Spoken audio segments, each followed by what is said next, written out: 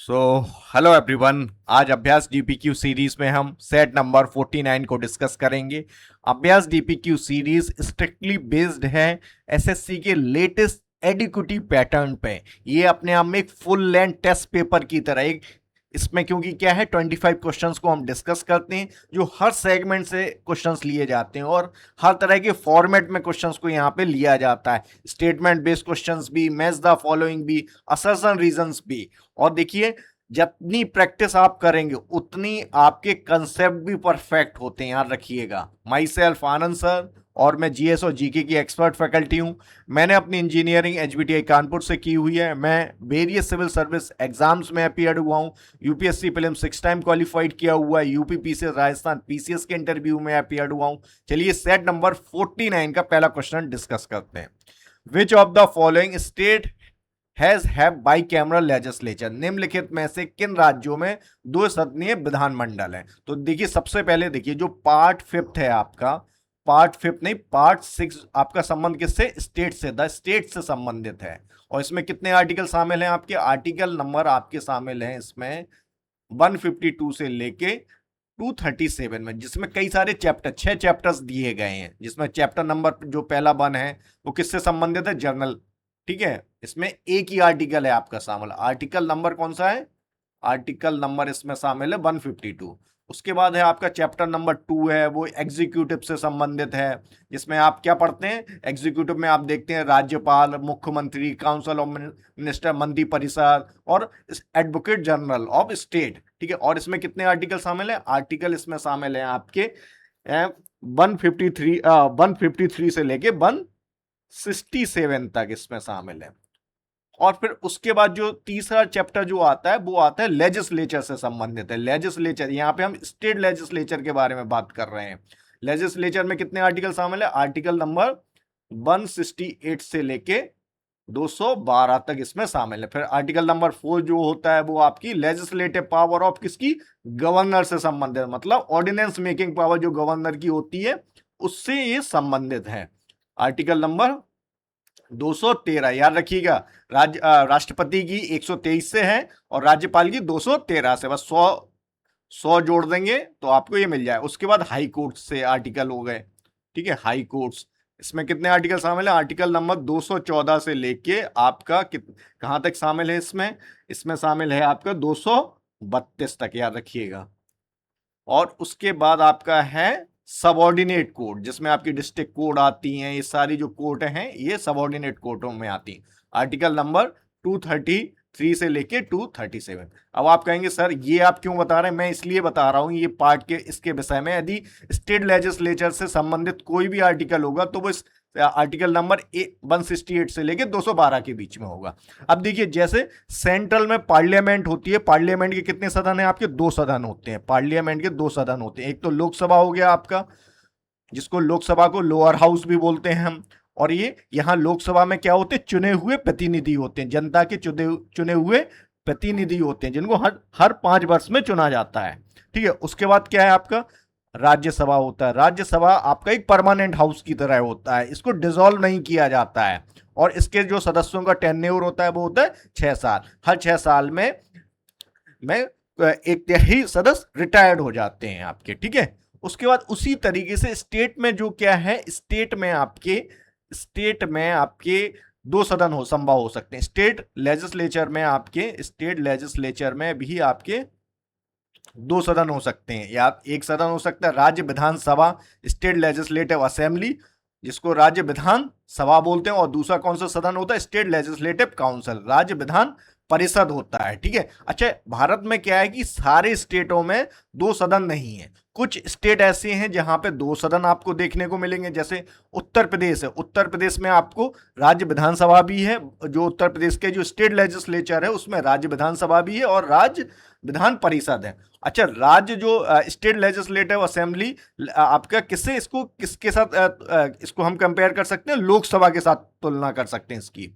जैसी पावर लोकसभा के पास है उसी तरीके से उसी पैटर्न पे जो पावर्स हैं वो आपकी स्टेट लेजिस्लेचर असेंबली के पास है। और जो राज्यसभा के पास है, राज्यसभा की जो पावर्स होती है लगभग वैसे ही आपकी स्टेट लेजिस्लेटिव काउंसिल की होती हैं। जैसे आप देखिए मनी बिल है, मनी बिल को आप सिर्फ लोकसभा में ही ला सकते हैं और राज्यसभा की पावर सीमित होती है। उसी तरीके से जो आपके मनी बिल्स होते हैं वो सिर्फ आपकी स्टेट लेजिस्लेटिव असेंबली में इंट्रोड्यूस किए जा सकते हैं और स्टेट लेजिस्लेटिव काउंसिल की पावर बहुत सीमित होती है। लेकिन ऑर्डिनरी बिल के मामले, जहां ऑर्डिनरी बिल्स होते हैं वहां लोकसभा और राज्यसभा की समान पावर होती है। उसी तरीके से स्टेट लेजिस्लेटिव असेंबली और स्टेट लेजिस्लेटिव काउंसिल की भी समान पावर होती है। किसके संदर्भ में?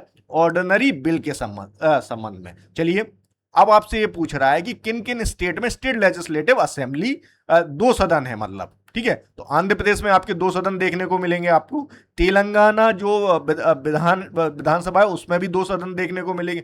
बिहार में भी आपको देखने को मिलेंगे और उत्तर प्रदेश में भी देखने को मिलेंगे। चारों स्टेटों में आपके 2 सदन हैं, ठीक है। उसके अलावा और कहां कहां है आपके? महाराष्ट्र में भी 2 सदन है आपके और कर्नाटका में भी है, ठीक है। तो ये 6 स्टेट ऐसे हैं जहां पे 2 सदन है आपके, ठीक है। तो आपका सही विकल्प क्या रहेगा? ऑप्शन नंबर ए में ओनली 1 दिया गया, बी में 1, 2 एंड 3 दिया गया, ऑप्शन नंबर सी में 3 एंड 4 दिया गया, ऑप्शन नंबर डी में 1, 2, 3, 4 चारों विकल्प दिए गए हैं, ठीक है। तो डी हमारा सही विकल्प रहेगा। अगला देखिए, कुछ इंपॉर्टेंट आर्टिकल्स हम यहां देख लेते हैं। आर्टिकल 168 है, किसके संबंध में? Constitution of state legislature in state, राज्यों में विधानमंडल की संरचना से ये संबंधित है। आर्टिकल नंबर जो 169 है ये किससे संबंध है? अबॉलिशन और creation of state legislative council, याद रखिएगा। और इसको पार्लियामेंट क्रिएट करती है, पार्लियामेंट क्रिएट भी कर सकती है राज्य विधान परिषद, और राज्य उसको अबॉलिश भी कर सकती है। और इसके लिए हमें किस तरह की मेजोरिटी की आवश्यकता होती है? सिर्फ सिंपल मेजोरिटी की आवश्यकता होती है। उसके बाद आर्टिकल नंबर अनुच्छेद 170 है, ये आपका किससे संबंधित है? Composition of state legislative assembly, राज्य विधानसभा की संरचना से संबंधित है। फिर अनुच्छेद 171 है, कंपोजिशन ऑफ लेजिस्लेटिव काउंसिल हो गया। फिर आर्टिकल नंबर 172 ये है आपका ड्यूरेशन ऑफ स्टेट लेजिस्लेचर। अब जो नॉर्मल टेन्योर होता है वो कितना होता है स्टेट लेजिस्लेचर्स का? वो होता है 5 वर्ष का। देखिए जो असेंबलीज होती है इनका टेन्योर होता है 5 ईयर्स का होता है, और स्टेट लेजिस्लेटिव काउंसिल के जो सदस्य होते हैं उनका होता है 6 ईयर। और ये कैसा सदन है आपका? जैसे राज्यसभा एक परमानेंट हाउस है, उसी तरीके से स्टेट लेजिस्लेटिव काउंसिल भी एक परमानेंट हाउस की तरह होता है, ठीक है। और ये हर 5 वर्ष में ये ऑटोमेटिकली डिसॉल्व हो जाता है, ठीक है। फिर आर्टिकल 173 है, क्वालिफिकेशन फॉर मेंबरशिप है। अब देखिए स्टेट लेजिस्लेटिव असेंबली के जो सदस्य होते हैं इनकी कितनी मिनिमम एज होनी चाहिए? 25 ईयर्स होनी चाहिए। और यहाँ पे कितनी होती है? यहाँ होती है 30 ईयर्स, याद रखिएगा 30 ईयर्स, ठीक है। आर्टिकल अनुच्छेद 174 है, सेशन प्रोरोगेशन और डिसोल्यूशन, ठीक है। अब आप डिसोल्यूशन जो है आपका स्टेट लेजिस्लेटिव असेंबली को डिसॉल्व किया जाता है, स्टेट लेजिस्लेटिव काउंसिल्स को डिसॉल्व नहीं किया जाता है। आर्टिकल नंबर 178 है, speaker and deputy speaker of assembly हो गया ये आपका। फिर आर्टिकल 182 है, chairman and deputy chairman of council, Vidhan Parishad के सभापति एवं उपसभापति। यहां देखिए जैसे आपका जैसे उपराष्ट्रपति राज्यसभा का आपका एक्स ऑफिशियो क्या होता है? चेयरपर्सन। लेकिन यहाँ ऐसा नहीं होता, याद रखिएगा, एक पॉइंट ये भी है। अच्छा, जो राज्य विधानसभाएं हैं और जो राज्य विधान परिषद है उनमें ऑर्डिनरी बिल के मामले में दोनों की पावर समान होती है। मनी बिल के मामले में आपकी राज्य विधान सभा की पावर आपकी राज्य विधान परिषद से ज्यादा होती है, और सरकार का गठन करने के लिए आपको राज्य विधानसभा की मेजोरिटी की आवश्यकता होती है, याद रखिएगा। और आपकी जितनी भी राज्य विधानसभाओं में कभी भी संविधान संशोधन बिल इंट्रोड्यूस नहीं किए जाते। वो किसकी पावर होती है? वो पावर होती है आपकी संसद की पावर होती है। जितने भी संविधान संशोधन बिल होते हैं वो आपके पार्लियामेंट के किसी भी सदन में इंट्रोड्यूस कराए जा सकते हैं, ठीक है। अगला प्रश्न देखते हैं, consider the following pairs of schedules and content of the constitution of India. Bharat के संविधान की अनुसूची और विषय वस्तु के निम्नलिखित युग्मों पर विचार करें, ठीक है। यहां आपको क्या 4 ऑप्शंस दिए गए हैं और उनको वो रिलेटेड है, मतलब 4 शेड्यूल्स दिए गए हैं आपको, और वो किससे संबंधित हैं उसके बारे में ये प्रश्न है, ठीक है। तो पहला शेड्यूल क्या होता है? सबसे पहले ये समझ लेते हैं शेड्यूल क्या होता है। शेड्यूल देखिए, भारत का संविधान है उसमें 12 शेड्यूल मेंशन किए गए हैं। तो ये शेड्यूल क्या है, एक एडिशनल लिस्ट है जिसमें कुछ प्रोविजंस को डिटेल में एक्सप्लेन किया गया और कुछ भी नहीं है। टोटल कितने शेड्यूल हैं आपके? ओरिजिनल जो 26 जनवरी 1950 को जो संविधान लागू किया गया था उसमें शेड्यूल थे आपके 8। तो मतलब ओरिजिनल संविधान में आपके शेड्यूल थे 8 और एट प्रेजेंट कितने हैं आपके? प्रेजेंटली आपके शेड्यूल हैं आपके 12। तो मतलब बाकी जो 4 शेड्यूल हैं उनको ऐड किए गए होंगे किसी ना किसी संविधान संशोधन के माध्यम से, ठीक है। इसीलिए मैं ओरिजिनल और प्रेजेंटली इसलिए मैं मेंशन करता हूं क्योंकि इससे आपको पता चल जाए कि बाकी के जो 4 शेड्यूल है उसे किसी ना किसी संविधान संशोधन के माध्यम से ऐड किया गया होगा। अब आपसे ये क्या कह रहा है कि फर्स्ट शेड्यूल संबंध किससे? फर्स्ट शेड्यूल, अच्छा 12 शेड्यूल है, पहले एक बार शेड्यूल सी देख लेते हैं हम, ठीक है। तो जो पहला शेड्यूल है ये संबंधित है आपका यूनियन, ये टेरिटरी से संबंधित है आपका। किससे संबंधित है आपका? Union and it's territory. Bharat, जो आर्टिकल नंबर 1 है वो आपको भारत को क्या यूनियन ऑफ स्टेट डिक्लेयर करता है, ठीक है। तो जो भी यूनियन एंड उसकी टेरिटरी उससे संबंधित है, स्टेट एंड यूनियन टेरिटरी उसकी बाउंड्री से संबंधित है। और जो शेड्यूल नंबर 2 है ये सैलरी एंड अलाउंसेस ऑफ जो कुछ संवैधानिक पद हैं जैसे कि राष्ट्रपति, उपराष्ट्रपति, इन सारे पद की जो सैलरी अलाउंसेस इससे संबंधित है। प्रेजेंट जो प्रेसिडेंट है, गवर्नर है, स्पीकर हैं, जजेस हैं, आपके कंट्रोलर एंड ऑडिटर जनरल, इनके वेतन भत्ते से संबंधित है। जो थर्ड शेड्यूल है किससे संबंधित है? ये संबंधित है आपका ओथ एंड अफर्मेशन से। देखिए, जब कोई भी संवैधानिक पद कोई भी व्यक्ति ग्रहण करता है तो उसको उससे पहले उस पद की शपथ दी जाती है और पद की शपथ दिलाई जाती, तभी वो पद ग्रहण करता है। तो वो सारी चीजें यहाँ किस में मेंशन है? वो मेंशन है आपका थर्ड शेड्यूल में मेंशन है। उसके बाद जो फोर्थ शेड्यूल है, फोर्थ शेड्यूल में आपका क्या है? फोर्थ शेड्यूल में जो राज्यसभा, जो स्टेट में जो राज्यसभा सीटें हैं उनके बारे में मेंशन किया गया है, ठीक है। तो फोर्थ शेड्यूल आपका distribution of Rajya Sabha seat among state and union territory, ठीक है। और फिफ्थ शेड्यूल आपका किससे संबंधित है? फिफ्थ शेड्यूल आपका संबंधित है शेड्यूल एरियाज के एडमिनिस्ट्रेशन से संबंधित है, ठीक है। फिर आपके सिक्स शेड्यूल आपका किससे संबंधित है? ये ट्राइबल एरियाज के एडमिनिस्ट्रेशन। 4 स्टेट ऐसे हैं जिनके ट्राइबल एरियाज के एडमिनिस्ट्रेशन से संबंधित है। और वो 4 स्टेट कौन कौन से? असम हो गया, मेघालय हो गया, त्रिपुरा हो गया और मिजोरम। तो याद रखिएगा कि सिक्स शेड्यूल जो है आपका वो इन एरिया के ट्राइबल एरियाज के एडमिनिस्ट्रेशन से संबंधित है। फिर आपका 7th शेड्यूल है, इसमें आपको क्या है? 3 लिस्ट दी गई हैं, फेडरल लिस्ट नहीं, इसमें 3 लिस्ट दी गई हैं। मतलब जो भी इसमें जो स्टेट, जो यूनियन और स्टेट के बीच में जो लेजिस्लेटिव पावर का जो डिस्ट्रीब्यूशन किया गया है उनकी 3 लिस्ट यहाँ मेंशन की गई हैं। यूनियन लिस्ट में आपके कौन से सब्जेक्ट हैं? यूनियन जो जिन पे पार्लियामेंट कानून बनाती है, ठीक है, सिर्फ और सिर्फ पार्लियामेंट ही उस पर कानून बना सकती है। उसके बाद स्टेट लिस्ट में आपका क्या है? स्टेट लिस्ट में आपका सिर्फ और सिर्फ स्टेट, सामान्य परिस्थितियों में तो सिर्फ स्टेट ही बना सकती है, ठीक है। कंकरंट लिस्ट वो लिस्ट होती है जिसमें पार्लियामेंट और स्टेट लेजिस्लेचर दोनों कानून बना सकती हैं, लेकिन विवाद की स्थिति में आपका किसका कानून सर्वोपरि माना जाएगा? संसद का कानून सर्वोपरि माना जाएगा, ठीक है। और इसी लिस्ट में आपका एजुकेशन सब्जेक्ट है, एजुकेशन सब्जेक्ट भी इसी लिस्ट में मेंशन किया गया है, ठीक है। और 8th शेड्यूल आपका संबंधित है ऑफिशियल लैंग्वेजेस से, ठीक है। और वर्तमान में कितनी ऑफिशियल लैंग्वेजेस है? 22 लैंग्वेजेस है। फिर आपका 9th शेड्यूल है आपका, जो इसमें 9th शेड्यूल में क्या है? बहुत सारे ऐसे कानून संसद और राज्य विधानसभाओं द्वारा पारित कानूनों को रखा गया जिनको जुडिशियल रिव्यू से बचाने के लिए इस शेड्यूल में रखा गया था। लेकिन बाद में सुप्रीम कोर्ट ने एक जजमेंट में ये इस बात को मेंशन किया कि 9th शेड्यूल में जितने भी कानून हैं उनको रिव्यू किया जा सकता है। जो भी कानून आपके 1973 के बाद इंक्लूड किए गए उनका जुडिशियल रिव्यू किया जा सकता है। उसके बाद 10th शेड्यूल आपका एंटी डिफेक्शन लॉ से संबंधित है, दल बदल कानून से संबंधित है ये आपका। 11th शेड्यूल जो है आपका ये पंचायत से संबंधित है आपका। उसके बाद आपका जो 12th शेड्यूल है म्युनिसिपैलिटी से संबंधित है, ठीक है। तो ये अब बड़ा आसान रहेगा आपको करने के लिए, ठीक है। तो अब क्या कह रहा है कि फर्स्ट शेड्यूल किससे संबंधित? फॉर्म और ओथ ऑफ अफर्मेशन बिल्कुल नहीं है। शेड्यूल नंबर 3 किससे संबंधित है आपका? Allocation of seat in council of state, ठीक है। तीसरी अनुसूची राज्य में सीटों का आवंटन से संबंधित है, बिल्कुल गलत है क्योंकि 4 में मेंशन है। 5th शेड्यूल में किससे संबंधित, provisions related to administration and schedule areas and schedule tribes, ठीक है। 5वीं अनुसूची में क्या शामिल है, अनुसूचित क्षेत्रों, अनुसूचित जनजातियों के प्रशासन से संबंधित प्रावधान, तो ये आपका सही है, ठीक है।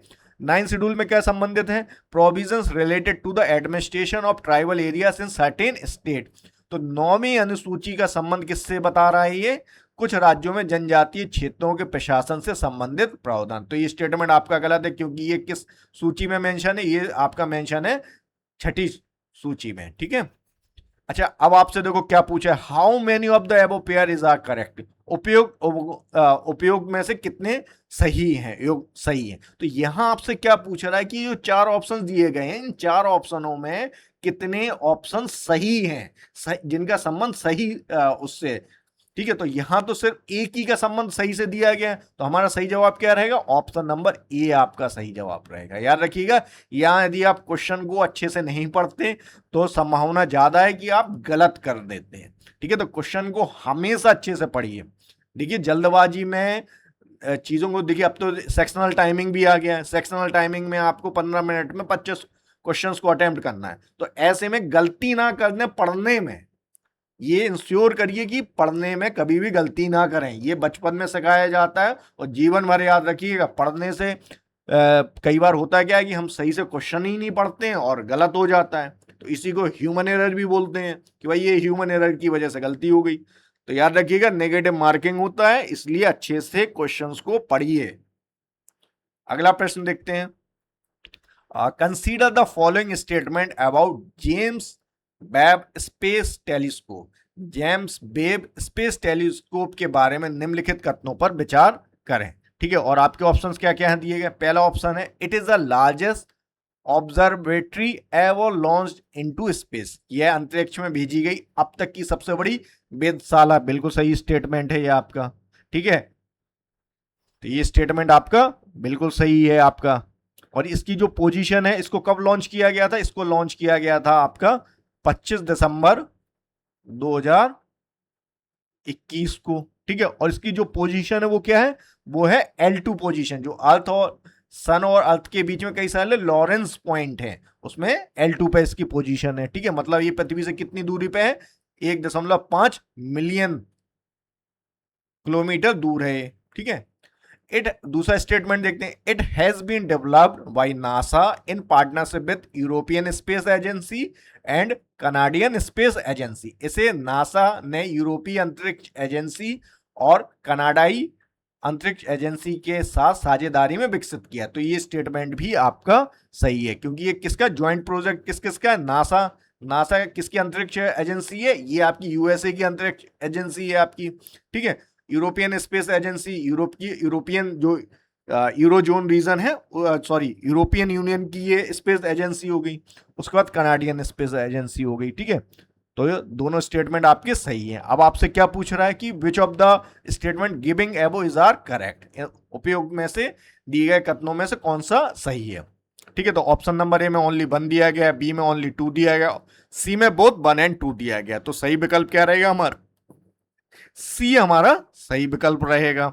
चलिए अब थोड़ा और इनके बारे में जान लेते हैं। देखिए, एक हबल स्पेस टेलीस्कोप भी लॉन्च की गई थी आपकी, ठीक है, और एक जेम्स वेब टेलीस्कोप और एक एस्ट्रोसैट। ये किसकी सैटेलाइट है, एस्ट्रोसैट किसकी है, ये इंडियन स्पेस एजेंसी इसरो की सैटेलाइट है, ठीक है।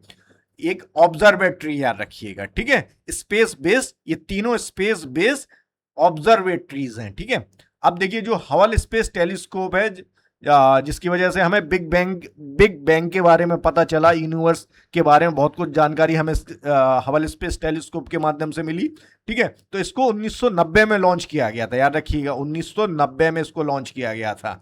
जेम्स वेब को 2011 में लॉन्च किया गया और इसको एस्ट्रोसैट को 2015 में लॉन्च किया गया था। और ये आपकी किसकी, इसरो की सैटेलाइट है, इसरो की ऑब्जर्वेटरी है, इसरो की, ठीक है। अब इसका फोकस क्या था, अब इसमें क्या था, ये दो आपके विजिबल और अल्ट्रावायलेट दोनों इलेक्ट्रोमैग्नेटिक उसमें चीजों को देख सकता था। ये सिर्फ किसमें, इंफ्रारेड में ही देख सकता है।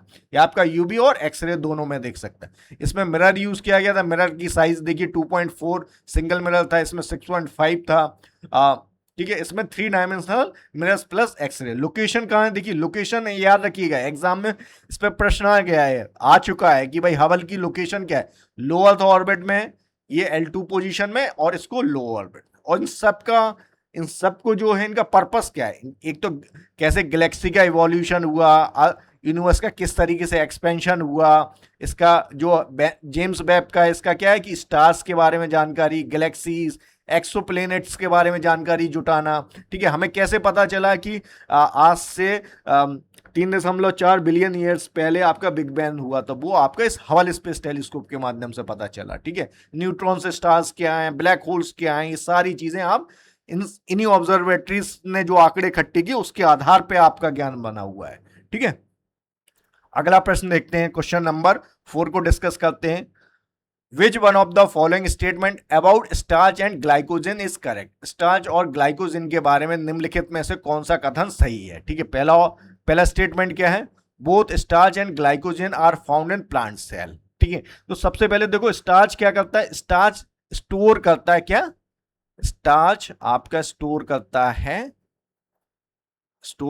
Carbohydrate in plant, carbohydrate in plants. ठीक है, तो स्टार्च का संबंध आपका किससे संबंधित है, प्लांट से।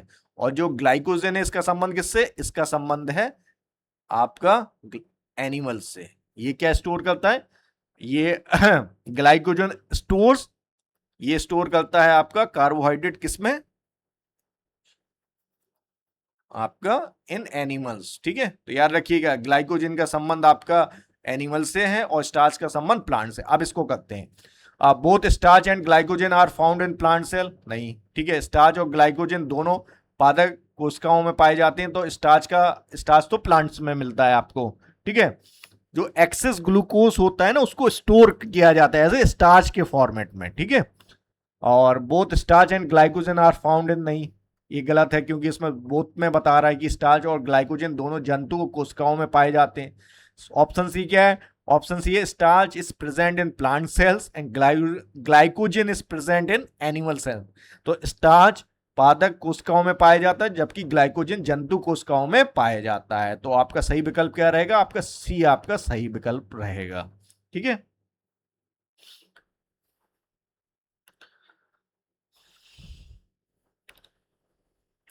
which one of the question number 5, which one of the following is the first and the oldest government owned coal mining company in India. ठीक है, तो भारत में पहली सबसे पुरानी सरकारी स्वामित्व वाली कोयला खनन कंपनी निम्नलिखित में से कौन सी है। ऑप्शन है Neyveli lignite corporation, Singareni collieries company limited, option C है आपका कोल इंडिया लिमिटेड, और ऑप्शन नंबर डी है आपका महानदी कोलफील्ड लिमिटेड। तो पहली जो आप भारत की जो फर्स्ट, यहां देखिए याद रखिएगा, फर्स्ट एंड ओल्डेस्ट के बारे में आपसे पूछ रहा है, तो फर्स्ट एंड ओल्डेस्ट जो गवर्नमेंट ओन्ड के बारे में पूछा, तो वो कौन सी है आपकी, वो है Singareni collieries companies limited. B आपका सही जवाब रहेगा। ठीक है, और जो भारत की पहली आपकी जो फर्स्ट कोल माइनिंग एरिया था वो कौन सा था आपका, रानीगंज कोलफील्ड। याद रखिएगा रानीगंज कोलफील्ड जो है भारत का, कोलफील्ड जो है ये भारत का फर्स्ट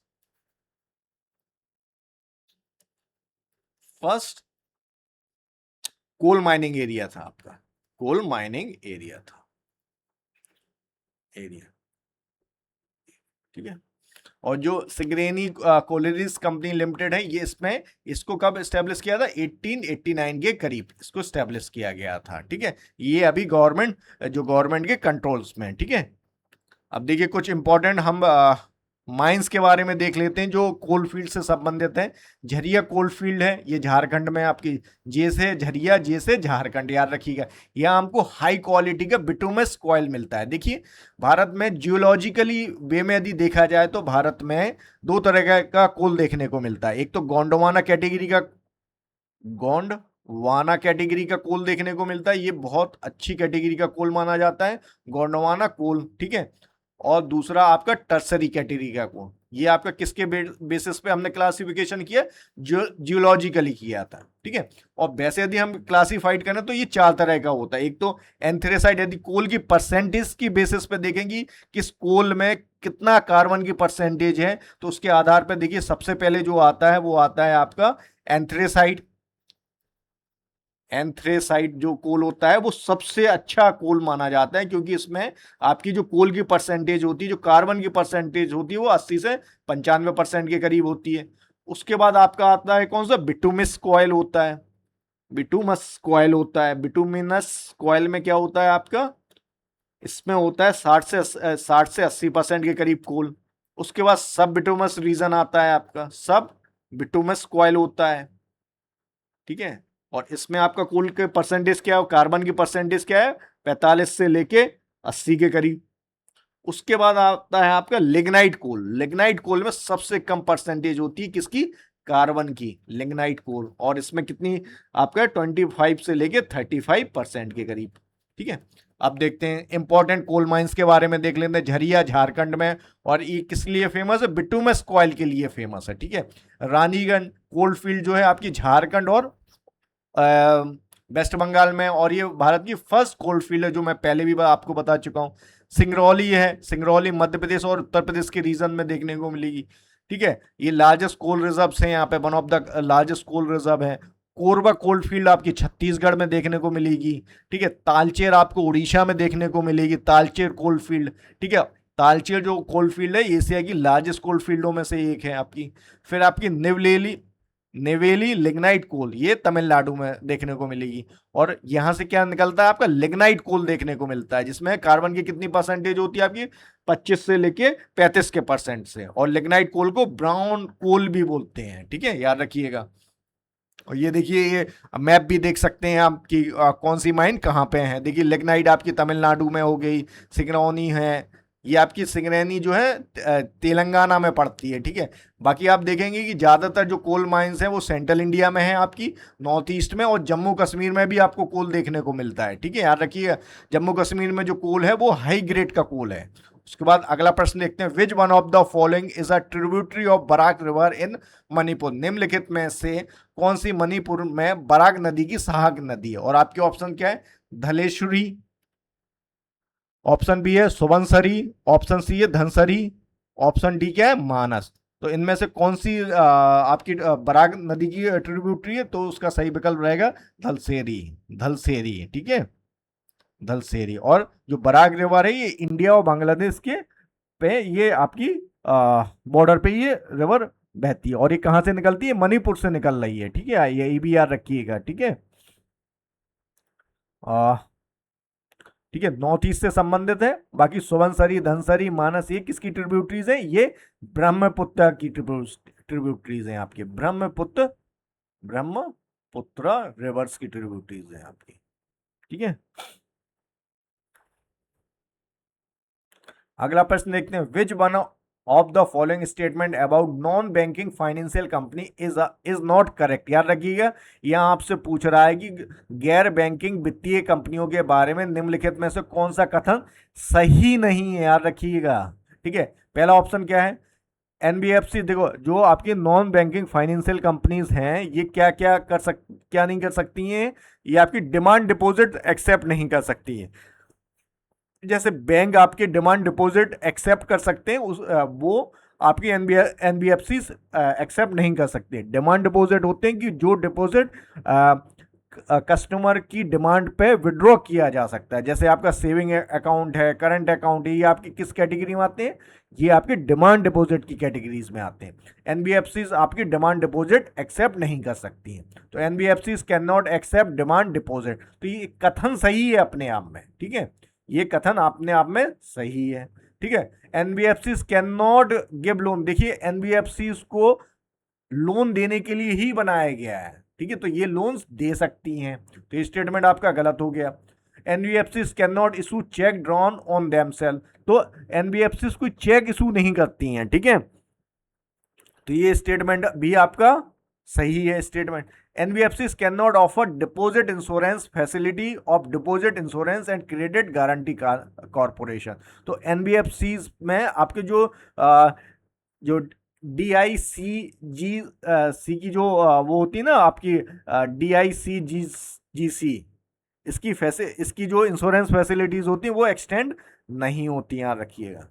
जो भी आप शेड्यूल कमर्शियल बैंक्स में जो डिपॉजिट्स जमा करते हो वहां पे आपको ये डिपॉजिट इंश्योरेंस और क्रेडिट गारंटी कॉर्पोरेशन की इंश्योरेंस में कवर्ड होता है, लेकिन ये आपकी एनबीएफसीज में कवर्ड नहीं होता। एनबीएफसीज को रेगुलेट कौन करता है? आरबीआई रेगुलेट करता है, याद रखिएगा। आरबीआई एनबीएफसीज को रेगुलेट करता है। अच्छा, अब आपसे क्या पूछ रहा है? आपसे पूछा इनमें से इन चार जो स्टेटमेंट है इनमें से गलत कौन सा है, तो गलत कौन सा हुआ आपका? गलत है आपका ऑप्शन नंबर बी, आपका गलत है। क्या बोलते उसको, ठीक है, तो बी हमारा क्या होगा? सही जवाब होगा। ठीक है, एनबीएफसीज आपके क्या है, ये हाउसिंग फाइनेंस में एंगेज है, माइक्रो फाइनेंस में एंगेज है, आपकी बेसिकली ये फाइनेंस सेगमेंट में, लोन के सेगमेंट में एंगेज है। ठीक है, अगला प्रश्न देखते हैं। Consider the following statement about टेनेचर ऑफ आयोडीन। आयोडीन के टेनेचर के बारे में निम्नलिखित कथनों पर विचार करें। पहला ऑप्शन क्या है? It is an antiseptic solution. ठीक है, यह एक एंटीसेप्टिक घोल है, बिल्कुल सही है। एंटीसेप्टिक क्या होता है आपका? एंटीसेप्टिक वो होता है एंटीसेप्टिक एक ऐसा केमिकल होता है जिसको लिविंग टिश्यूज पे लगाया जाता है, याद रखिएगा। एंटीसेप्टिक को लिविंग टिश्यूज पे लगाया जाता है टू प्रिवेंट इन्फेक्शंस। ठीक है, एक डिसइंफेक्टेंट भी होता है और एक होता है एंटीसेप्टिक। ठीक है, तो ये लिविंग टिश्यूज पे लगाया जाता है। Iodine is keeped in alcohol water mixture, तो ये भी सही स्टेटमेंट। जो टिनेचर ऑफ आयोडीन है वो किससे मिलके बना है? अल्कोहल और वाटर, जिसमें हम पोटेशियम आयोडाइड को डिसॉल्व करते हैं। Concentration of iodine is low. ठीक है, ये स्टेटमेंट भी आपका सही है। ठीक है, क्योंकि आयोडीन की कंसंट्रेशन इसमें टिनेचर ऑफ आयोडीन में कम होती है। तो ये तीनों स्टेटमेंट आपका सही है। ठीक है, तीनों स्टेटमेंट आपके सही है। ये स्टेटमेंट आपका सही है, ये स्टेटमेंट आपका सही है, ये स्टेटमेंट आपका सही है, तो सही तीनों। अब आपसे क्या पूछा? How many of the above statement is are correct, तो तीनों स्टेटमेंट आपके सही हैं। ठीक है, तो सही विकल्प क्या रहेगा? ऑप्शन नंबर सी हमारा सही है। ठीक है, अच्छा, आयोडीन की कमी से कौन सी बीमारी होती है? आयोडीन डेफिशिएंसी ऑफ आयोडीन की वजह से होती है आपकी, आयोडीन की वजह से होती है आपकी गोएटर नाम की एक बीमारी, घेंगा रोग जिसको बोलते हैं, गोएटर। ये रोग आपकी किसकी कमी से होता है? आयोडीन की कमी से। और आयोडीन किस में महत्वपूर्ण रोल प्ले करता है? आपका थायराइड हार्मोन के प्रोडक्शन में आयोडीन बहुत महत्वपूर्ण क्या रोल प्ले करता है? थायराइड हार्मोन के प्रोडक्शन में, याद रखिए, थायराइड हार्मोन। ठीक है, अगला प्रश्न देखते हैं। Cl minus is not iso electronic with. ठीक है, निम्नलिखित में से कौन आपका Cl माइनस के सम इलेक्ट्रॉनिक्स नहीं है? ठीक है, तो आइसो इलेक्ट्रॉनिक्स क्या होते हैं? आइसो इलेक्ट्रॉनिक्स का मतलब जिसके सेम नंबर ऑफ इलेक्ट्रॉन्स हो, जिसमें नंबर ऑफ इलेक्ट्रॉन्स कितने हो? सेम। अब क्लोरीन का एटॉमिक नंबर कितना होता है? क्लोरीन का जो एटॉमिक नंबर होता है वो होता है 17। अब एक इलेक्ट्रॉन और इसमें ऐड हो गया। ठीक है, तो मतलब इसमें कितने इलेक्ट्रॉन्स है? 18। अब आप देखो, हमें चेक करना पड़ेगा कि पोटेशियम में कितने इलेक्ट्रॉन्स हैं, मैग्नीशियम में, सल्फर में और फॉस्फोरस में। देखिए, पोटेशियम का जो एटॉमिक नंबर होता है वो कितना होता है? 19। ठीक है, 19 में से एक इलेक्ट्रॉन्स कम हो जाएगा तो कितना बचेगा? क्योंकि ये कैटायन है। आयंस भी दो तरह के होते हैं, याद रखिएगा। आयंस दो तरह के होते हैं, कैटायन और एनायन। कैटायन कब कब फॉर्म होते हैं? जब वो अपने में से कोई एक या एक से ज्यादा इलेक्ट्रॉन लूज करे। एनायन तब फॉर्म होते हैं जब इलेक्ट्रॉन्स को गेन किया जाता है। ठीक है, तो इसने एक इलेक्ट्रॉन्स को लूज किया, इसलिए अब इसके पास नंबर ऑफ इलेक्ट्रॉन्स कितने? 18। मैग्नीशियम का जो एटॉमिक नंबर है वो 12 है। ठीक है, अब उसने कितने लूज किए? 2 लूज किए, तो अब इसके पास कितने? 10। सल्फर के पास कितने हुए? सल्फर का जो एटॉमिक नंबर है वो 16 है। अब इसने कितने गेन किए? 2 गेन किए, तो इसके पास कितने? 18 हो गए। फॉस्फोरस के पास कितना एटॉमिक नंबर है? 15। इसने कितने गेन किए? 3 गेन किए, तो इसके कितना हो गया? 18 हो गया। तो याद रखिएगा। अब इससे आइसो इलेक्ट्रॉनिक्स का क्या मतलब हुआ? जिसमें नंबर ऑफ इलेक्ट्रॉन सेम हो। आइसो इलेक्ट्रॉनिक, जब भी आइसो वर्ड लग जाए, चाहे वो आइसोटोप में लगा हो, चाहे वो आइसो वार में लगा हो, चाहे वो आइसो इलेक्ट्रॉन में लगा हो, आइसो उसका मतलब होता है कि नंबर सेम। ठीक है, आइसो का मतलब होता है सेम। यहाँ इलेक्ट्रॉन्स के बारे में बात कही है, मतलब सेम इलेक्ट्रॉन्स। तो इनमें से सेम इलेक्ट्रॉन्स किस किसके पास है? पोटेशियम, सल्फर और फॉस्फोरस किसके पास नहीं है, मैग्नीशियम के पास। तो बी हमारा सही जवाब रहेगा। ठीक है, अब देखो आइसोटोप में क्या होता है, आइसोटोप में सेम एटॉमिक नंबर होता है या प्रोटॉन नंबर सेम होता है। जैसे आपके डिफरेंट क्या होता है, मास नंबर। ठीक है, जैसे आपका प्लूटोनियम, ड्यूटोरियम, ट्रिटोनियम हो गया। आइसोबार्स में क्या मास नंबर सेम रहेगा, डिफरेंट क्या रहेगा, एटॉमिक नंबर डिफरेंट रहेगा। जैसे ऑर्गन 14 और कैल्शियम 40 हो गया, ये मास नंबर के सेंस में बात कर रहा है। इनका दोनों का एटॉमिक नंबर तो अलग अलग होता है। आइसोटोन्स का मतलब जिसमें नंबर ऑफ न्यूट्रॉन सेम हो। ठीक है, नंबर ऑफ न्यूट्रॉन सेम होने का मतलब है कि, और डिफरेंट क्या होता है, एटॉमिक नंबर और मास नंबर। ठीक है, आइसो इलेक्ट्रॉन्स में इलेक्ट्रॉन्स हो गया। ठीक है, ये दोनों है आइसो डाइफर्स और न्यूक्लियर आइसोमर। ये एग्जाम के पॉइंट ऑफ व्यू से इतने इंपॉर्टेंट नहीं है। ठीक है, अगला प्रश्न देखते हैं, which one of the following central feature is not associated with capitalistic economy. ठीक है, तो इसमें आपको किसके विषय में बात पूछ रहा है, कैपिटलिस्टिक इकोनॉमी। कैपिटलिस्ट इकोनॉमी को हम क्या बोलते हैं, फ्री मार्केट इकोनॉमी भी बोलते हैं। कैपिटलिस्ट इकोनॉमी मतलब फ्री मार्केट इकोनॉमी भी हो गई, फ्री मार्केट इकोनॉमी। और इसके फादर ऑफ कैपिटलिस्ट इकोनॉमी कौन है आपके, फ्री आपके Adam Smith, free market economy बोल दिया। इसी को हम क्या बोलते हैं, लेस फ्री। इसी को हम प्राइवेट इकोनॉमी भी बोलते हैं, प्राइवेट इकोनॉमी भी बोलते हैं। इसी को हम क्या बोलते हैं आपके, लेस फेयर इकोनॉमी भी बोलते हैं। लेस फेयर शब्द का मतलब होता है आपका मिनिमम गवर्नमेंट इंटरफेरेंस। ठीक है, लेस लेस इज फेयर। ठीक है, और किसके अपोजिट है ये अपोजिट है कैपिटल सोशलिस्ट इकोनॉमी में। सोशलिस्ट इकोनॉमी में क्या होता है, सोशलिस्ट को कमांड इकोनॉमी भी बोलते हैं। ठीक है, कमांड इकोनॉमी। कैपिटलिस्टिक इकोनॉमी सारी चीजें कौन डिसाइड करता है, आपके मार्केट फोर्सेस डिसाइड करते हैं। मार्केट फोर्सेस सारी चीजें डिसाइड करते हैं, मार्केट फोर्सेस। और इस जो कैपिटलिस्टिक इकोनॉमी होती है, इसमें आपकी गवर्नमेंट का जो रोल होता है बहुत ही सीमित होता है। ठीक है, अब देखिए इसके बारे में हम देखते हैं, और इसके फादर ऑफ कैपिटलिस्ट इकोनॉमी कौन है, एडम स्मिथ। याद रखिए, एडम स्मिथ। ठीक है, और इनकी जो बुक है बहुत इंपॉर्टेंट बुक है, एक द वेल्थ ऑफ नेशन। ठीक है, wealth of nation.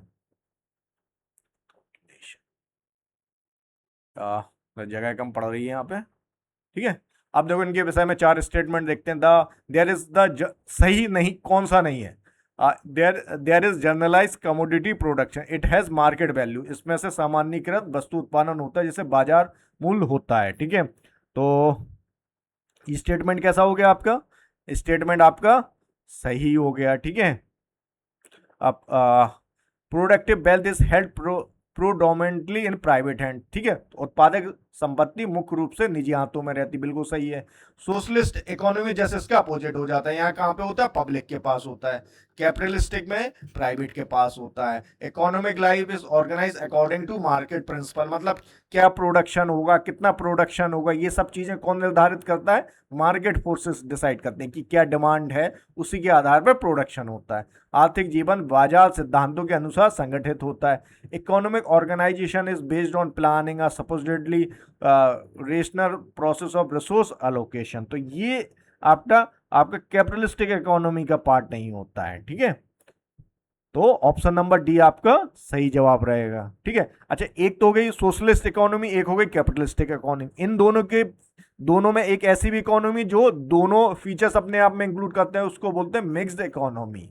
Mixed economy. अब जो भारत की जो फर्स्ट इंडस्ट्रियल पॉलिसी थी, इंडस्ट्रियल पॉलिसी 1948, उसने भारत को किस तरह की इकोनॉमी डिक्लेयर किया था, मिक्स्ड इकोनॉमी। भारत में आपके प्राइवेट और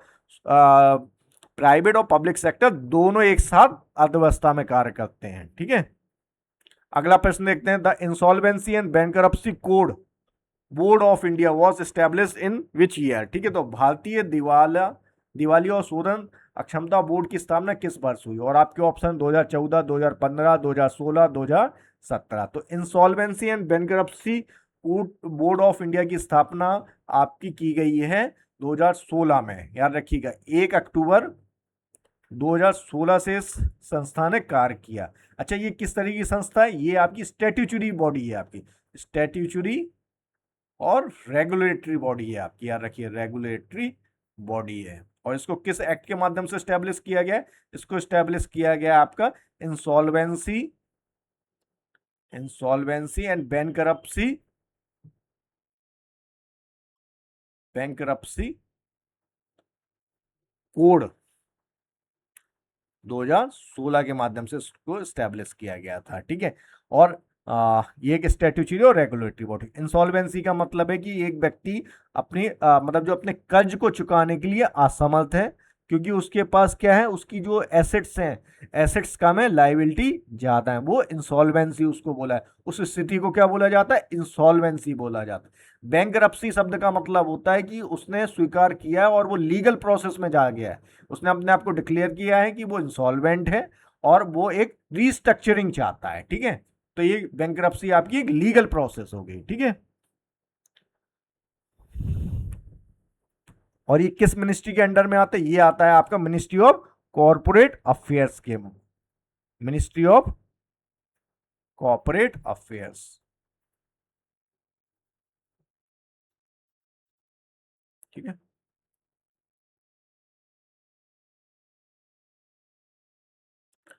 अगला प्रश्न देखते हैं। The term thermal high altitude area defence sometimes mention in news refers to. ठीक है, तो आपसे क्या पूछा जा रहा है कि समाचारों में कभी कभी उल्लेखित thermal high altitude area defence शब्द किससे संबंधित है। तो आपसे बेसिकली ये पूछा है कि जो थार्ड सिस्टम है, थार्ड सिस्टम यूएस का सिस्टम है, याद रखिएगा, थार्ड जो है आपका यूएस का सिस्टम है। ठीक है, ये किससे संबंधित है। अभी जो आपका इसराइल और ईरान में जो वॉर चल रहा है, उसमें आपने ये शब्द बहुत बार बार सुना होगा, थर्ड सिस्टम, थर्ड एंड पेट्रोइड सिस्टम। तो थर्ड क्या है आपका, एक आपका एंटी मिसाइल सिस्टम है आपका। ठीक है, ये आपका क्या है, आपका थर्ड सिस्टम क्या है, आपका थर्ड सिस्टम है आपका एंटी मिसाइल सिस्टम है। किसकी एंटी मिसाइल सिस्टम है ये आपका, और किस कंट्री ने इसको डेवलप किया है, ये आपके प्राइमरली आपका यूएस का सिस्टम है। ठीक है, यूएस का सिस्टम है, यूएसए। थर्ड एंड पेट्रोइड, याद रखिएगा, ये पेट्रोइड सिस्टम जिसको बोलते हैं ना, पेट्रोइड सिस्टम या पेट्रोइड बैटरीज। उसी तरीके से आपका जो इंडिया का है वो कौन सा है, S-400 ट्रम्प। ये भी क्या है, एंटी मिसाइल सिस्टम है आपका। और ये इंडिया ने कहां से इसको इंपोर्ट किया है, ये रशियन मेड सिस्टम है, Russian made anti missile system है, और इंडिया ने इसको इंपोर्ट किया है आपका रशिया से। और आपका इसराइल के आयरन डोम के बारे में आपने बहुत सुना होगा। आयरन डोम कैसा सिस्टम है आपका, ये भी इसराइल का है। ठीक है, एक डेविड स्लिम सिस्टम के बारे में सुना होगा, डेविड स्लिंग, डेविड स्लिंग, ये आपका कहाँ का, ये आपका है इसराइल का। उसी एरो, एरो भी है आपका एक, एरो 3, ये आपका इसराइल का, याद रखिएगा, आजकल ये बहुत न्यूज में बने रहते हैं। ठीक है, और आपका जो चाइना का है वो है HQ सीरीज से स्टार्ट होता है, HQ9, ये आपका चाइना का है। HQ9 आपका चाइना का एंटी मिसाइल डिफेंस सिस्टम, जिसको चाइना ने पाकिस्तान को भी दे रखा है। और जो आपका ऑपरेशन सिंदूर हुआ था उसमें इंडिया ने इसी सिस्टम को, जो इंडिया के सिस्टम ने S-400 सिस्टम है, और इंडिया ने आपके जो पाकिस्तान के HQ9 जो सिस्टम था, जिसको उसने चाइना से इंपोर्ट किया था, उसको बाईपास कर गया था, मतलब ये सिस्टम अच्छे से काम नहीं कर रहा था। तो इसका सही जवाब रहेगा ऑप्शन नंबर, ये आपका सही जवाब रहेगा। ठीक है, विच one of the following is not a Andaman peak of the Andaman and Nicobar, mountain peak of the Andaman and Nicobar island. तो निम्नलिखित में से कौन सी अंडमान एंड निकोबार द्वीप समूह की पर्वत चोटी नहीं है। तो यहां आपसे क्या पूछ रहा है कि देखिए, इस पूरे सेट में आपसे क्या पूछा जा रहा है कि क्या नहीं है, याद रखिएगा। ठीक है, तो सैडल पीक क्या है आपकी, सैडल पीक तो आपकी अंडमान एंड निकोबार से संबंधित है। ठीक है, सैडल पीक तो आपकी अंडमान का हाईएस्ट पीक है, आप रखिए। तो ये अंडमान में highest peak of Andaman and Nicobar island, highest peak of Andaman and Nicobar island. ठीक है, माउंट थूलियर भी आपका कहां पे, ये भी आपका अंडमान एंड निकोबार आइलैंड में, ये कहां पे स्थित है, निकोबार रीजन में वो है। ठीक है, लॉत्से पीक जो है आपकी, लॉत्से पीक जो है हिमालयन माउंटेन पीक्स है आपकी, ये आपकी नेपाल तिब्बत वाले रीजन्स में आपको देखने को मिलती है। हिमालयन जो माउंटेन रेंज है उनका हिस्सा है आपकी लॉत्से पीक। ठीक है, तो और ये कहां पे देखने को मिलेगी, नेपाल और तिब्बत वाले रीजन में, नेपाल और तिब्बत वाले रीजन में। ठीक है, माउंट डियाबोलो, माउंट डियाबोलो कहाँ पे आपका, ये आपका भी आपका अंडमान एंड निकोबार में है। ठीक है, तो आपसे यहाँ क्या पूछ रहा है, आपसे यहाँ पूछ रहा है इनमें से गलत कौन है, तो गलत आपका सी आपका गलत रहेगा, सी आपका सही विकल्प रहेगा। बैरन, अंडमान एंड निकोबार आइलैंड में आपका एक बैरन आइलैंड भी है। बैरन आइलैंड आपका क्या है, इंडिया का एक ऐसी जगह है जहां पे इंडिया का एकमात्र एक्टिव वॉल्केनो है, याद रखिएगा, एक्टिव वॉल्केनो यहीं पे स्थित है। भारत का एकमात्र एक्टिव वॉल्केनो आपका बैरन आइलैंड में, और ये कहां पे आपका अंडमान सी में है, याद रखिएगा। ठीक है, और अंडमान और निकोबार जो आइलैंड है वो उनका ओरिजिन कैसा है, इनका ओरिजिन है वॉल्केनिक और टेक्टोनिक ओरिजिन से हुआ है। ठीक है, तो याद रखिएगा, पूछ लिया जाता है कि इनमें से कौन सा आइलैंड कोरल आइलैंड है कि वॉल्केनिक आइलैंड है, तो अंडमान एंड निकोबार आपका वॉल्केनिक एंड टेक्टोनिक एक्टिविटी से बने हुए island group, chain of island group है। ठीक है, अगला प्रश्न देखते हैं, which one among the following reports define sustainable development as development that meets the need of the present generation without compromising the ability of future generation to meet their own need. तो इसमें क्या है, इसमें निम्नलिखित में से कौन सी report सतत विकास को परिभाषित करती है। और सतत विकास क्या है, सतत विकास का मतलब होता है कि अब विकास इस तरह से हो कि वर्तमान जरूरतें भी पूरी हो जाएं और भविष्य में जो पीढ़ियां आने वाली है उनकी आवश्यकताओं को पूरा करने में क्या बोलते हैं उसको, पृथ्वी के जो रिसोर्सेज हैं, जो भारत जो अपने नेचर के जो रिसोर्सेज हैं वो भी कम ना हो। ठीक है, तो ये परिभाषा कहाँ से आई, सस्टेनेबल डेवलपमेंट की ये परिभाषा आई आपकी ब्रोटलैंड रिपोर्ट से आती है। ठीक है, और ब्रोटलैंड रिपोर्ट से परिभाषा आई, और ब्रोटलैंड रिपोर्ट कब पब्लिश की गई थी, ये पब्लिश की गई थी आपकी 1987 में ये पब्लिश की गई थी, याद रखिएगा, इसका ईयर भी याद रखिएगा।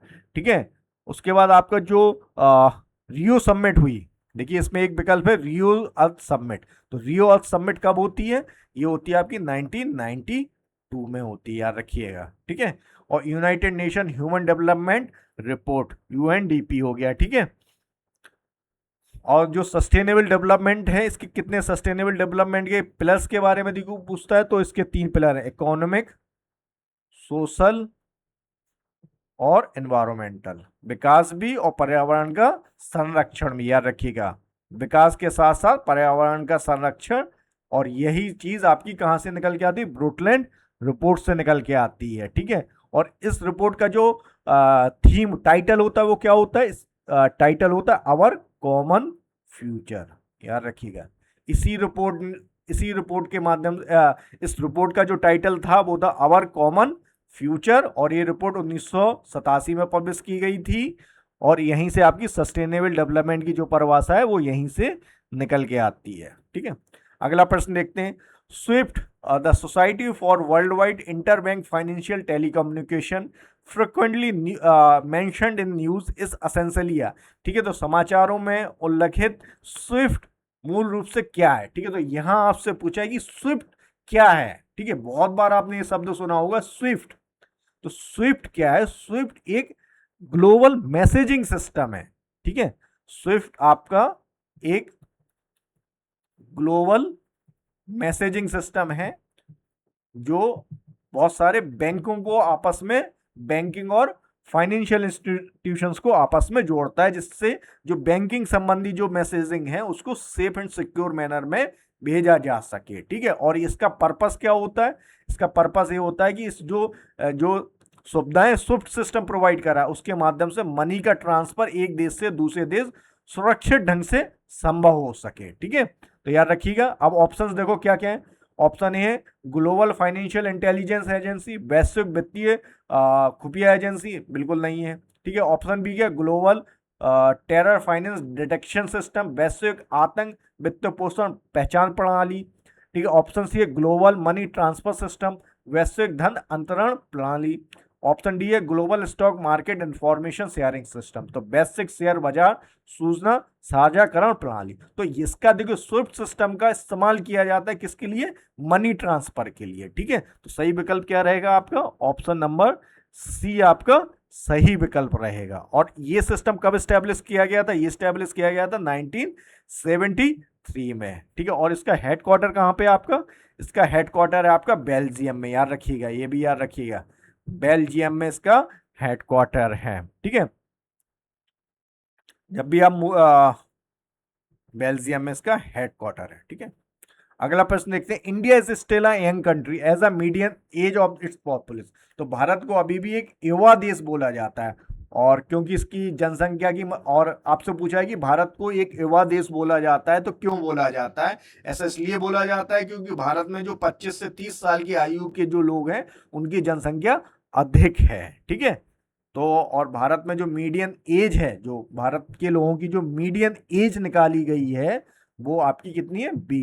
25 से 30 वर्ष तक के बीच की है, ठीक है। तो बी आपका सही जवाब रहेगा, ठीक है।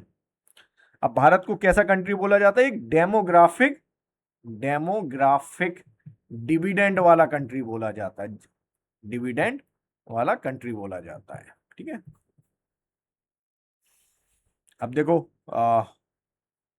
ठीक है, विच one of the following is not a category under which president of India nominate members of parliament. तो निम्नलिखित में से कौन सी श्रेणी नहीं है जिसके अंतर्गत भारत के राष्ट्रपति संसद सदस्यों को नामित करते हैं, ठीक है। आपको देखिए, आपके जो राष्ट्रपति होते हैं, राष्ट्रपति राज्यसभा में अंडर आर्टिकल जो 80 है वो आपका किससे संबंधित है?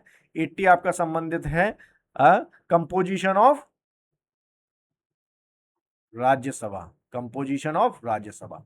अच्छा, जो राष्ट्रपति होता है वो 12 सदस्यों को राज्यसभा में कितने सदस्यों को नॉमिनेट करता है? 12 सदस्यों को नॉमिनेट करता है, ठीक है। अच्छा, ये किस कैटेगरी से नॉमिनेट करता है? ये देखिए, आपकी जो प्रेसिडेंट है वो नॉमिनेट करता है कि किसी के पास कोई स्पेशल नॉलेज और प्रैक्टिकल एक्सपीरियंस हो। किसमें? स्पेशल नॉलेज, याद रखिएगा, स्पेशल नॉलेज और प्रैक्टिकल एक्सपीरियंस इन किस किस फील्ड में हो? लिटरेचर में हो, आपका साइंस में हो, आर्ट में हो, आर्ट एंड सोशल सर्विस हो गया, आर्ट एंड सोशल सर्विस हो गया आपका, ठीक है, ठीक है। अब इसमें कौन सी एक कैटेगरी? आप देखो, इसमें स्टेट सर्विस शामिल नहीं है, ठीक है। अब देखो, लिटरेचर की क्षेत्र के जो एक्सेप्शनल लोग हैं उनको नॉमिनेट कर सकता है, साइंस की फील्ड से नॉमिनेट कर सकता है, आर्ट की फील्ड से नॉमिनेट कर सकता है, लेकिन आपके स्टेट सर्विसेज ऐसा कहीं मेंशन नहीं, ये कैटेगरी आपकी शामिल नहीं है, ठीक है। अच्छा, लोकसभा में एंग्लो देखिए, लोकसभा में एंग्लो इंडियन कम्युनिटी से 2 लोगों को नॉमिनेट कर सकता था राष्ट्रपति, ठीक है। एंग्लो इंडियन मेंबर्स में से दो सदस्यों को नॉमिनेट कर सकते थे, लेकिन राष्ट्रपति, ठीक है। लेकिन इसको किस प्रोविजन के माध्यम से, किस संविधान संशोधन के माध्यम से हटा दिया गया? इसको 104 कॉन्स्टिट्यूशनल अमेंडमेंट के माध्यम से जो आपके एंग्लो इंडियन कम्युनिटी से जो सदस्य आपके नॉमिनेट हो सकते थे लोकसभा में, उसको हटा दिया गया है। अब याद रखिएगा, हटा दिया गया। अब कोई एंग्लो इंडियन कम्युनिटी से किसी को भी नॉमिनेट नहीं किया जा सकता है लोकसभा में। और 21 संविधान संशोधन के माध्यम से हटा है 104, ठीक है, याद रखिएगा। संविधान संशोधन ये लेटेस्ट है और एग्जाम में पूछा भी जा सकता है। अगला प्रश्न देखते हैं, a patient abdomen can be examined by X ray after administering which one of the following metal salt in the patient meal, ठीक है। तो रोगी के पेट आहार नाल की एक्सरे जांच, देखो एक्सरे की जांच करना है ना, किसी जो एब्डोमन, बेली की जो जांच करनी है, आपकी बेली रीजन की जो जांच करनी होती है, तो एक्सरे, तो उस पेशेंट को उसके खाने में कुछ दिया जाता है, उसके बाद ही एक्सरे उसका निकाला जाता है। तो वो आपसे ये पूछ रहा है कौन सा सब्सटेंस है जिसको दिया जाता है आपके खाने में, ठीक है। ऑप्शन क्या है? बेरियम सल्फेट है, ऑप्शन बी है बेरियम क्लोराइड है, स्ट्रोनियम सल्फेट है, और डी क्या है? मैग्नीशियम क्लोराइड, ठीक है। तो ये एग्जाम का बहुत ही फेमस क्वेश्चन है, ठीक है। तो ये इसका सही जवाब क्या? बेरियम सल्फेट को दिया जाता है आपका। बेरियम सल्फेट क्या होता है आपका, ठीक है। बेरियम सल्फेट को आपके एक्सरे निकालने से पहले आपको बेरियम सल्फेट आपके खाने के माध्यम से आपको दिया जाता है। उसके बाद क्या होता है? आपका एक्सरे निकाला जाता है, ठीक है।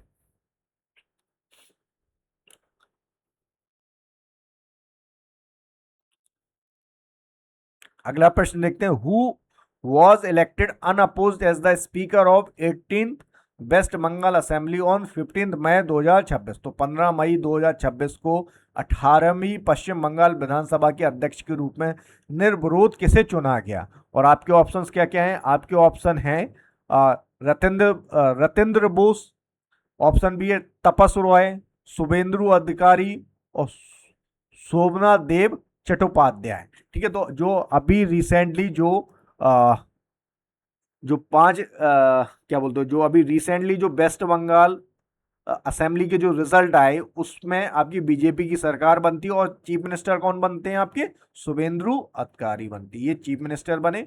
और रतेंद्र नाथ बोस को क्या बनाया गया है? लोकसभा का लेजिस्लेटिव असेंबली का अध्यक्ष, ठीक है, स्पीकर बनाया गया है। ठीक है, स्पीकर। तो सही विकल्प क्या रहेगा आपका? ऑप्शन नंबर ए आपका सही विकल्प रहेगा। ठीक है, अच्छा, ये आपका जो है स्पीकर किस आर्टिकल्स के माध्यम से बनाया? Article number 178। ठीक है, अगला प्रश्न देखते हैं, question number 20। Regarding article 25 of the constitution of India consider the following statement. तो इसमें हमें जो संविधान का जो आर्टिकल 25 है, आर्टिकल नंबर 25 किस कैटेगरी में आएगा? ये पार्ट्स थर्ड कैटेगरी में जाएगा, जो कि आपका संबंधित किससे? फंडामेंटल राइट्स में। और इसमें कितने आर्टिकल शामिल है? आर्टिकल नंबर 12 से लेके आपका 35 तक। ठीक है, इसमें 6 कैटेगरीज दी गई हैं, उसमें से एक कैटेगरी है राइट टू रिलीजन की। और राइट टू रिलीजन में आपके कितने आर्टिकल शामिल है? Right to religion. ठीक है, राइट टू रिलीजन में आपके हैं आर्टिकल नंबर 25 से लेके 28। ठीक है, ये उसी से संबंधित है। तो आर्टिकल नंबर 25 ये क्या कह रहा है? Article 25(1) guarantees freedom of conscience and right to freely profess, practice and propagate religion. तो अनुच्छेद 21 के तहत अनुच्छेद 25 के तहत अंतःकरण की स्वतंत्रता और धर्म को स्वतंत्र रूप से मानने, आचरण करने तथा प्रचार करने का अधिकार सुनिश्चित करता है। ये स्टेटमेंट आपका बिल्कुल सही है। ठीक है, तो जो आर्टिकल 25 किससे संबंधित है? आपका फ्रीडम ऑफ रिलीजन से। ठीक है, तो ये स्टेटमेंट आपका सही है। स्टेटमेंट नंबर 2 क्या कह रहा है? स्टेटमेंट नंबर 2 है कि article number 25 clause 2 permits the state to regulate, याद रखिए, to regulate the secular activity associated with religious practice and provide for social welfare and reform. तो अनुच्छेद 25(2) राज्य को धार्मिक आचरण से जुड़ी धर्मनिरपेक्ष गतिविधियों को विनियमित करने और सामाजिक कल्याण एवं सुधार के प्रावधान करने की अनुमति देता है। तो ये स्टेटमेंट आपका सही है। स्टेट का मतलब है कि गवर्नमेंट, ठीक है, पार्लियामेंट, ठीक है, एग्जीक्यूटिव। ठीक है, द स्टेट रेगुलेट कर सकता है सेकुलर कैरेक्टर को, किसके लिए? For the better of society. ठीक है, तो भारत, और अच्छा, भारत कैसी कंट्री है? Secular country. याद रखिए, इंडिया एक सेकुलर कंट्री है। और जो सेकुलर शब्द है आपका प्रियम्बल में किस अमेंडमेंट के माध्यम से ऐड किया गया था? प्रियम्बल में ऐड किया गया था आपका 42वें संविधान के माध्यम से। ठीक है, 42वें संविधान संशोधन के माध्यम से इसको ऐड किया गया था। तो ये दोनों ही स्टेटमेंट आपके सही है। तो सही जवाब क्या रहेगा?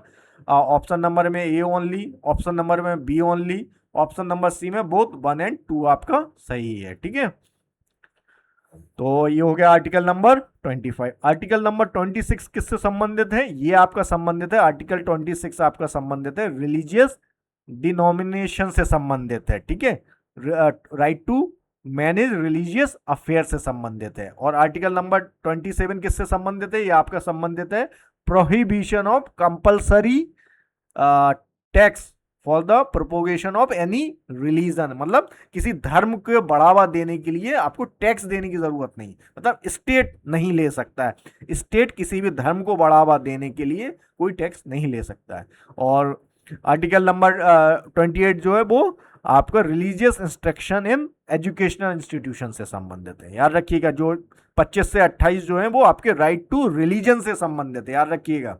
ठीक है, अगला प्रश्न देखते हैं। Di ammonium phosphate is mainly used in agriculture for supplying which nutrient. तो डाई अमोनियम फॉस्फेट मुख्य रूप से कृषि में किन पोषक तत्वों की आपूर्ति के लिए उपयोग किया जाता है? और आपके ऑप्शंस क्या क्या है? ऑप्शन है nitrogen and phosphorus, option B है potassium and sulphur, option C है आपका calcium and magnesium, option D है आपका जिंक एंड आयरन। तो डाई अमोनियम फॉस्फेट, देखो इसके नाम से ही पता चल रहा है फॉस्फेट से क्या मिलेगा हमें, फॉस्फोरस, अमोनियम से क्या मिलेगा, नाइट्रोजन। नाइट्रोजन।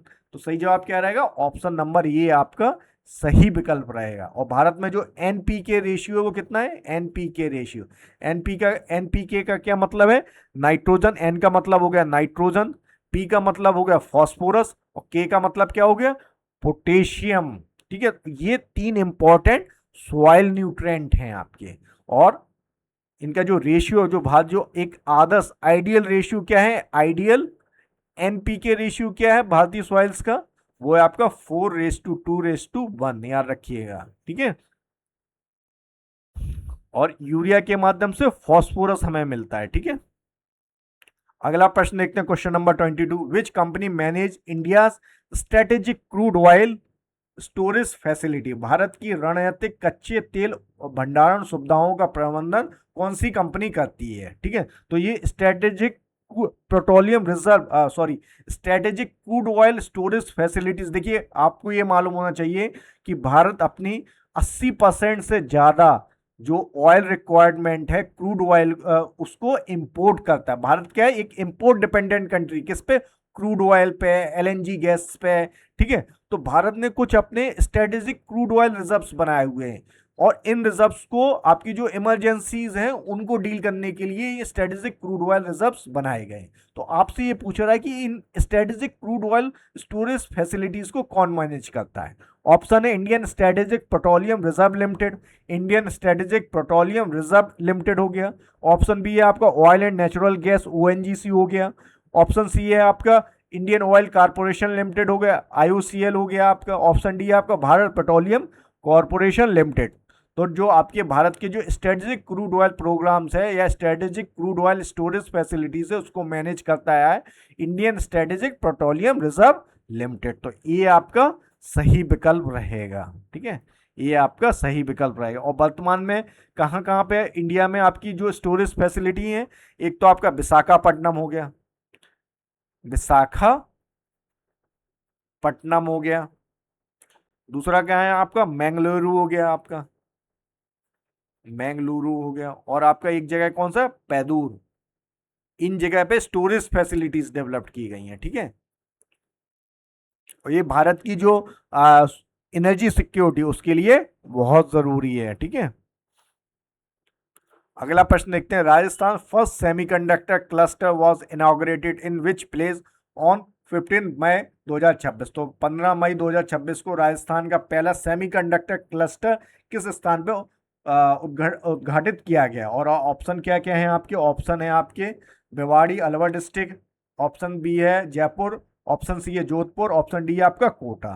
तो सही जवाब क्या रहेगा, सही जवाब रहेगा भिवाड़ी अलवर डिस्ट्रिक्ट में राजस्थान का पहला सेमीकंडक्टर क्लस्टर डिक्लेयर किया बनाया जा रहा है। ठीक है, और ये जो सेमीकंडक्टर हैं ये आपके चिप में बहुत यूज होते हैं। ठीक है, सेमीकंडक्टर जो हैं आपके चिप में बहुत यूज होते हैं।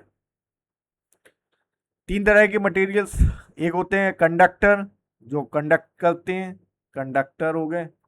ठीक है, और एक होते हैं इंसुलेटर भी होते हैं, इंसुलेटर जो ना इलेक्ट्रिसिटी और हीट को कंडक्ट, ये कंडक्ट करता है क्या, कंडक्ट करता है हीट और इलेक्ट्रिसिटी को, हीट एंड इलेक्ट्रिसिटी को। और ये आपका कंडक्ट नहीं करता है, नॉट कंडक्ट क्या, हीट एंड इलेक्ट्रिसिटी को। ठीक है, अगला प्रश्न देखते हैं, what does the two state solution refers to, दो राज्य समाधान किसे संदर्भित करता है।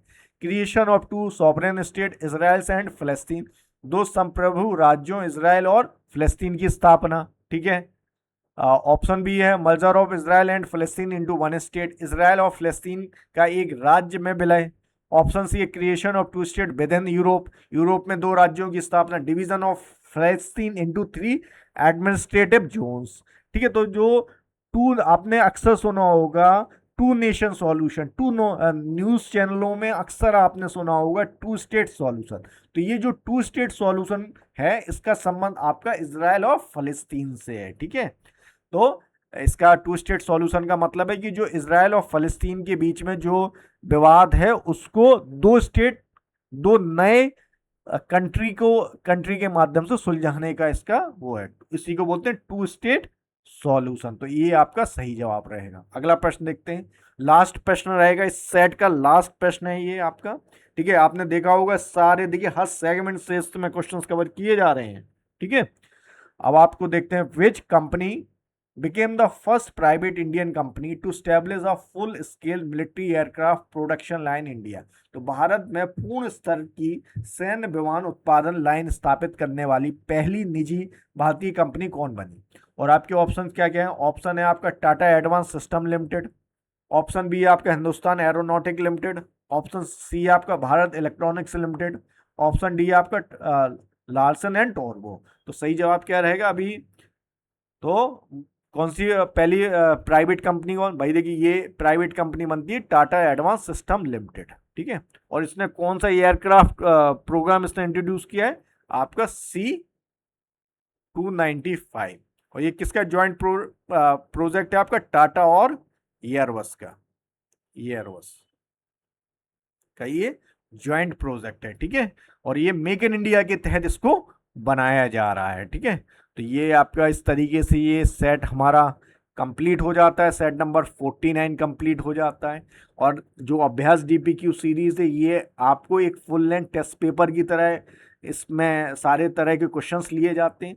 तो आप यदि इसको रेगुलर और कंटिन्यूस मैनर में सीरीज को करते जाइए, इससे आपके जीके की बहुत अच्छे से, जीएस और जीके का जो सेगमेंट है वो अच्छे से कवर हो जाएगा। इसमें बहुत सारे एक्स्ट्रा पॉइंट्स भी मैं आपको देता हूँ, मैं इन चीज़ों को करंट से भी रिलेट करने की कोशिश करता हूँ, जिससे कि आपका 1 घंटे में पूरा आपका जीएस का अच्छे से रिवीजन हो जाए और जो कंसेप्ट आपके छूट रहे हैं वो भी बिल्ड हो जाएं और अच्छे से वो कंसेप्ट भी रिवाइज हो जाएं।